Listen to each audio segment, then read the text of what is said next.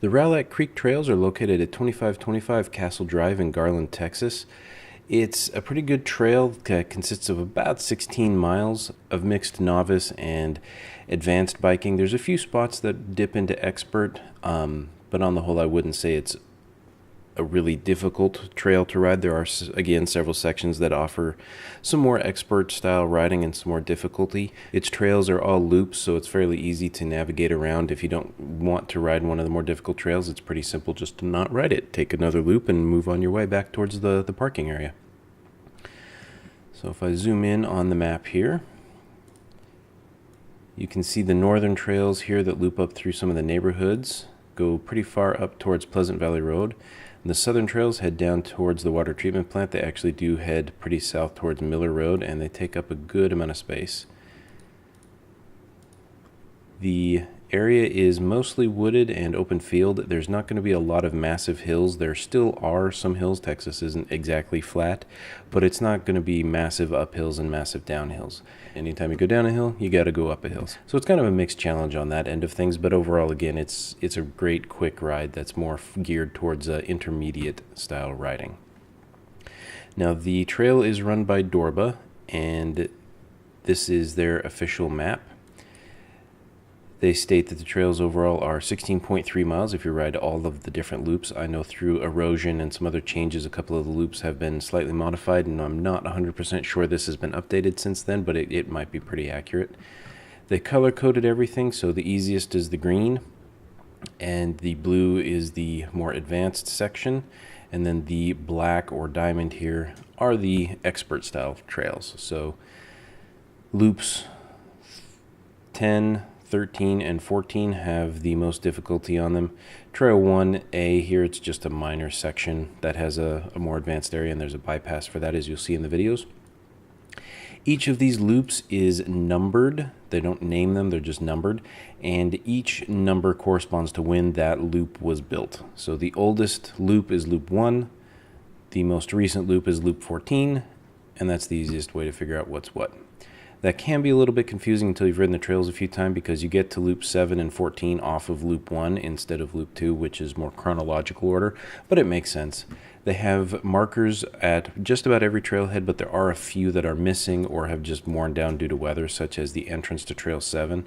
I've seen a lot of folks actually take the exit of Trail 7 instead of the entrance, just because it's easy to miss it sometimes in the weather, or if you're all alone and you're not familiar with the trails.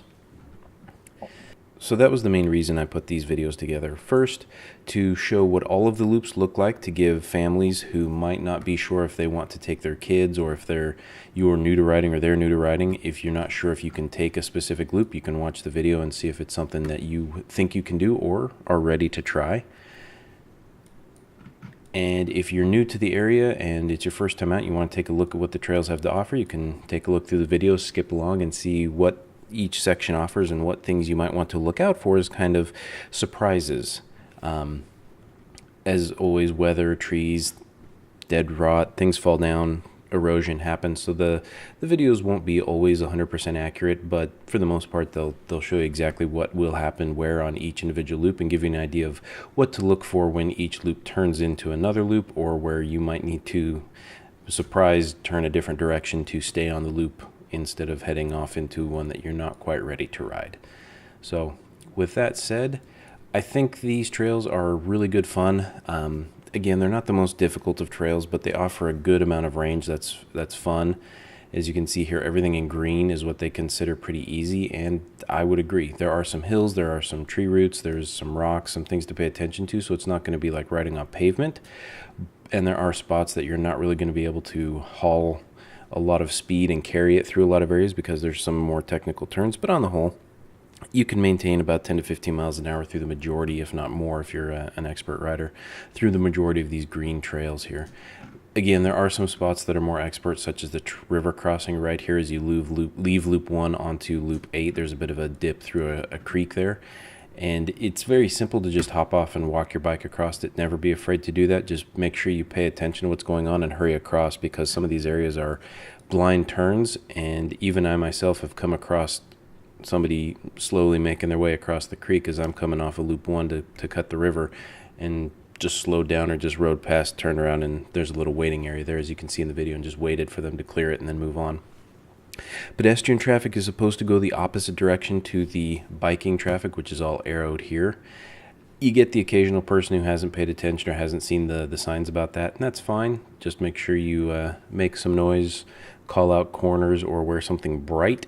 Usually, yeah, I don't think I've ever had a problem with somebody not seeing or hearing me. My brakes are a little squeaky, and I haven't really bothered to fix that because I found it works better than a bell or me shouting at somebody when they hear a squeak coming along the trail. So anyway, I hope you enjoyed these videos. I hope they help you out. Thank you for watching.